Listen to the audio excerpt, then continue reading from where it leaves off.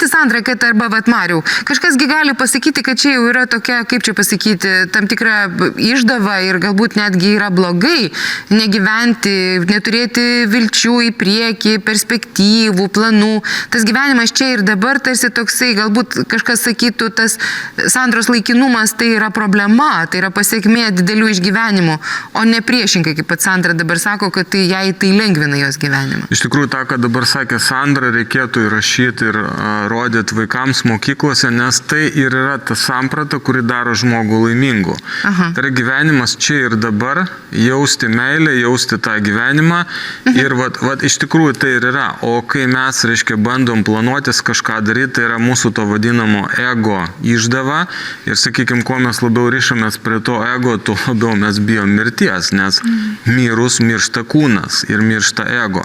Ir tada kyla klausimas, o kas yra žmogaus tapatybė? Ir, sakykime, tokie sukretimai, pirmą kartą aš išgirdau iš vienos profesionalios parašiutininkės apie neišsiskleidusi parašiutą. Taip. Ir jis pagaliau keli šimtai metrų iki žemės, jis visgi išsiskleidė ir jinai pasakojo apie savo potyrius, ne, labai panašiai kaip Sandra.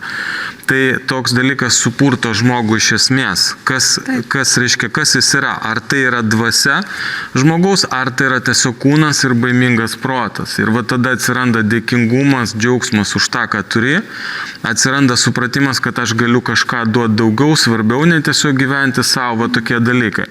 Taip, tam tikri žmonės po tokių įvykių atvirkščiai. Jie tiesiog pradeda visko bijoti. Bet jau čia turbūt trauminis poveikis yra, kurį reikia... Trauma, taip. Yra tokių atvejų ir tokie žmonės, jie faktiškai neatsistoja jau po tokių įvykių, jie vis labiau visko bijo ir taip toliau. Taip, tokių atvejų irgi yra. Ką psichologai patarė tokiu atveju daryti, kai vaikas užduoda klausimą, kuris tarsi atrodo jį galėtų traumuoti atsakymas, nes tu negali sakyti, arba tu reikėsi meluoti.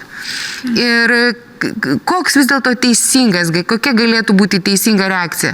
Nes aš turiu tiesiog tam idėjų apie tai, kodėl, pavyzdžiui, vaikai, pamenu kaip pavyzdys. Mano viena bičiulė, tokia, nedraugė, bet bičiulė sako, žinai, mano vaikui seksas yra visiškai neįdomus dalykas, jis gyvenime šitų dalykų neklausė. Sakau, tu esi tikra dėl to, kad jis niekada to neklausė?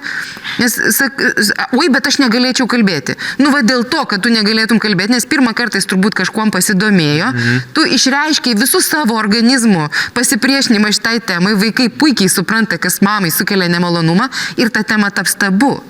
Ką daryti, kad temos netaptų tabu? Kaip elgtis? Sekso, mirties, mes turim daugiau tokių dar. Pirmiausia, niekam nerekomenduočiau meluoti. Iš tikrųjų, melas, jisai labai greit atpažįstamas ir nebūtinai iš kažkokių ten kūno kalbos ar dar kažko. Mes tiesiog transliuojama. Ne? Kiekviena mūsų emocija išgyvenama, kiti žmonės ją jaučia. Ir vaikai, jie iš karto atpažįsta tą melą, tai tiesiog kalbėti taip, kaip suprantat apie tą mirtį. Tiesiog paprastai tokia, kokia jūsų pasaulėžiūra, šnekėt atvirai. Pavyzdžiui, mano šeimoje tas toks atsisėdimas ir pakalbėjimas, jis niekada nepraeina. Dažniausiai vaikai kažką sužino, išmano, pavyzdžiui, kažkokių pasisakymų, su žmona pasišnekam, kažkoks supanikavęs klientas skambina ir jie girdi, ką aš su juo kalbu. Tai tokiu būdu. Kitose šeimose tikiu, kad yra kitokie modeliai, galbūt prie arbatos stalo susėsti ir pakalbėti. Be abejonės svarbu apie tai kalbėti. Ir apie seksą, ir apie mirtį.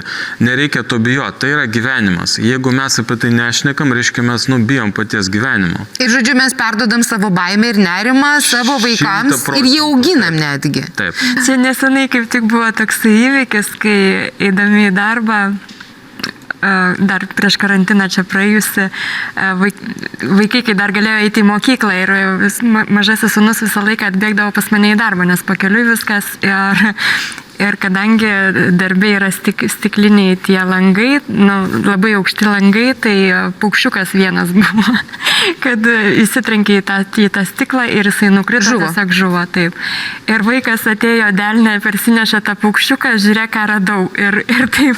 Ir juokas, ir atrodo, ir kokia tavo tikrai didelė gera širdis, kad tu nepalikai kažkur prie šiukšlinės, neišmetė, o tiesiog atnešė mamytę, ką reikia daryti.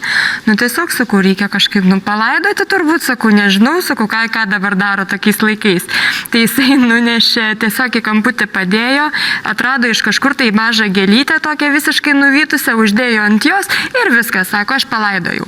Tai, ta prasme, neįsikasė, tiesiog į kamputį, kad jo niekas nenuspirtų, niekas ten, tai man tas buvo toksai. Tai nežinau. Kad vaikai ieško sprendimų, o kaip reikėtų atsisveikinti, ką reikėtų daryti. Žodžiu, jie imituoja tą gyvenimą tam, kad jie patys mokytųsi tų tokių, kaip pasakyti, būdų, kaip su tuo, ką su tuo veikti, kur pasidėti savyje, kad tavęs tai netraumuotų, o tu žinotum, ką veikti. Ir dabar kaip jūs vertinate tai, kad visiškai išnyko mirtis iš mūsų gyvenimo. Iš tikrųjų, tam tikrą prasme taip. Mes kartais paradoksaliai, mes televizijoje, per televizorių, filmuose matome kartais labai tokių žiaurių scenų, kuriuose vėlgi sakytumėm, kad prašau, kiek nori tos mirties yra. Ten viskas vyksta brutaliai, ten viskas labai aiškiai tarsi. Bet realiame gyvenime to nebėra likę. Tai, ką mes kalbėjome pirmoje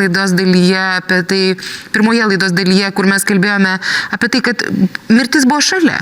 Mirė žmogus, jį kažkas prausė, galbūt kažkas padeda, šalia pat gritimame kambaryje šarvoja, tada visi keliauja į kapines ir taip toliau.